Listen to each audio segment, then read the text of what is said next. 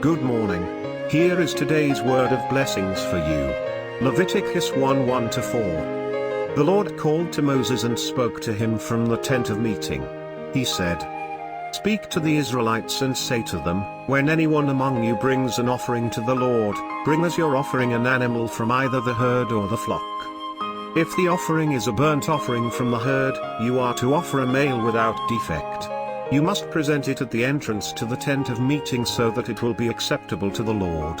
You are to lay your hand on the head of the burnt offering, and it will be accepted on your behalf to make atonement for you." Today's title is Your Sacrifice of Love.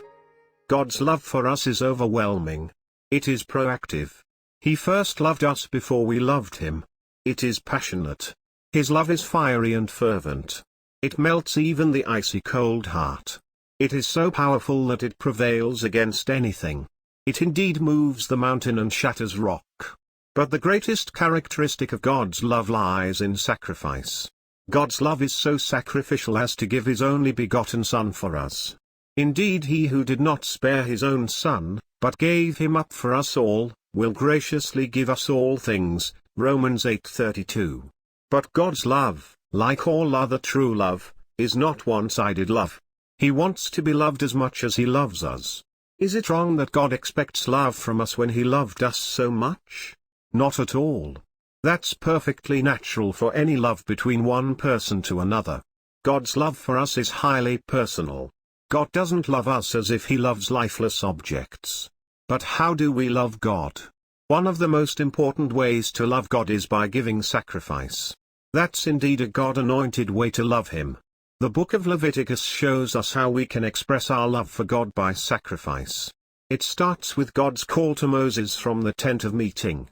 He says, "Speak to the Israelites and say to them, when anyone among you brings an offering to the Lord, bring as your offering an animal from either the herd or the flock." Starting from here, God will continue to elaborate on how we give sacrifices on different occasions throughout the book of Leviticus. But the bottom line of all the sacrifices is an expression of our love for God. Any sacrifice without love for God cannot satisfy God. Loveless sacrifice or worship can even make God angry. The best type of sacrifice that we can give to God now is our daily life. Romans 12:1 says to offer your bodies as a living sacrifice, holy and pleasing to God. How do you express your love for God in your daily life?